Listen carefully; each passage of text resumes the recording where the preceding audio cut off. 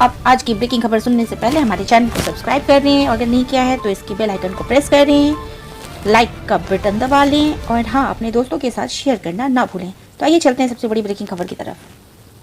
नमस्कार दोस्तों, आप देख रहे हैं चिमटी लाइव और मैं हूं आपका दोस्त लाल बिहारी लाल। लेकर आया हूं ब्रेकिंग खबरें। आज है 21 जून और आज ही के दिन सबसे बड़ा सदी का सूर्य ग्रहण लगा हुआ है, जब हम पृथ्वी और सूर्य के बीच चंद्रमा सीधे सीधे आ जाता है। तो ऐसी स्थिति में सूर्य ग्रहण लग जाता है, यानी कि सूर्य पे ग्रहण लगता है, यानी कि सूर्य दिखाई नहीं देता है। इस अवधि को सूर्य ग्रहण कहते हैं। आज का सूर्य ग्रहण मृगशिरा नक्षत्र एवं मिथुन राशि में लगा है। महासूर्य ग्रहण है जो 25 साल बाद आया है। इस काल में 6 ग्रह वक्रीय यानी कि उल्टे चल रहे हैं। ऐसे में प्राकृतिक आपदा बढ़ जाते हैं। आशा है देश में कुछ अशिष्ट न हो। 6 घंटों तक सदी का सबसे बड़ा सूर्य ग्रहण है। अगले खबर की बात करते हैं तो आज 21 जून को मनाते हैं अंतर्राष्ट्रीय योग दिवस। यह 6ठा योग दिवस है और इस बार कोरोना प्रकोप के कारण डिजिटल रूप में मनाया जाएगा इस बार का योग दिवस। इसलिए 2020 का थीम है घर में योग और परिवार के साथ योग। योग दिवस पर HMTV लाइव की ओर से सभी देशवासियों को हार्दिक बधाई और आशा करते हैं कि आप लोग सेहत पर ध्यान दें, कम से कम 10 मिनट योग जरूर करें। बात करते हैं अगले खबर की, तो अगले खबर निकल के आ रही है दिल्ली और NCR से, जहां कांवड़ यात्रा पर लगा ब्रेक। जी हाँ दोस्तों, कोरोना काल के कारण कोरोना के मरीज बढ़ रहे हैं। इसके मद्देनज़र उत्तर प्रदेश के मुख्यमंत्री आदित्य योगीनाथ, उत्तराखंड के मुख्यमंत्री त्रिवेंद्र सिंह रावत एवं हरियाणा के मुख्यमंत्री मनोहर लाल खट्टर के बीच एक आपसी विचार विमर्श वीडियो कॉन्फ्रेंसिंग के द्वारा हुआ और इसके बाद निर्णय लिया गया कि जो है कि इस समय कांवड़ यात्रा 5 जुलाई से शुरू होने वाली थी, उसको स्थगित कर दिया जाए, क्योंकि इससे गैदरिंग बढ़ेगा और गैदरिंग बढ़ने से दिल्ली और NCR के साथ साथ देश में कोरोना के मरीज भी बढ़ेंगे। बताते चले कि दिल्ली और NCR में 5 करोड़ से ज़्यादा कांवड़िया शामिल होते हैं।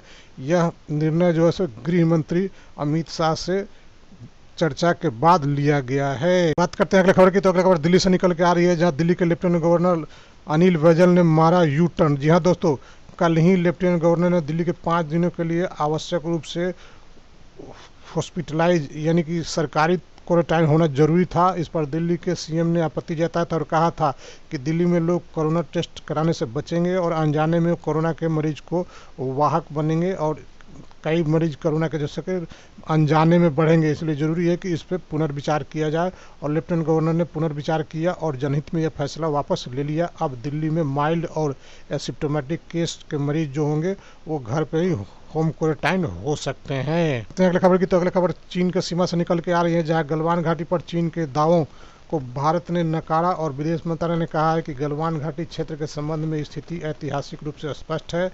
चीन का कहना है कि भारत के रवैये के कारण ही 15 जून को झड़पें हुई थी, जिसमें भारत के 20 सैनिक शहीद हुए थे। विदेश मंत्रालय का कहना है कि भारत का वास्तविक नियंत्रण रेखा यानी कि LAC के पार किसी तरह की कोई कार्यवाही नहीं की। भारतीय सैनिक लंबे समय से गश्त कर रहे हैं पर कोई घटना नहीं हुई। भारत ने कहा है कि हम चीन के मंसूबों को कामयाब नहीं होने देंगे।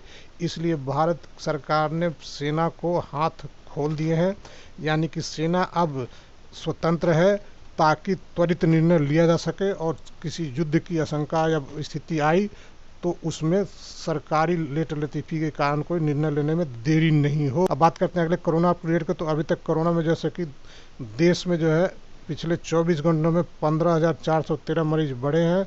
इसके कारण अब कोरोना के टोटल केस जो है 4,10,461 हो चुके हैं। रिकवरी की बात करें तो 2,27,756 रिकवर हो चुके हैं और एक्टिव की बात करें तो 1,69,451 कोरोना के एक्टिव मरीज हैं और अभी तक 13,254 लोगों की डेथ हो चुकी है और पिछले 24 घंटों में 306 लोगों की मौत हुई है। इसलिए ज़रूरी है कि आप सावधान रहें, क्योंकि इसका अभी तक कोई टीका नहीं आया है, यानी कि इलाज नहीं आया है। इस मलेरिया की दवाई से इसका इलाज किया जा रहा है और भारत की स्थिति जो वर्ल्ड में भी चौथा है, पहले नंबर पर अमेरिका है, दूसरे पे ब्राज़ील, तीसरे पे रसिया और इसके बाद भारत चौथे पे है। इसलिए घर पे रहें, जब तक ज़रूरी नहीं बाहर नहीं जाएं और बाहर जाएं तो मास्क के साथ जाएं और बाहर जाने के साथ सोशल डिस्टेंसिंग का पालन अच्छी तरह करें।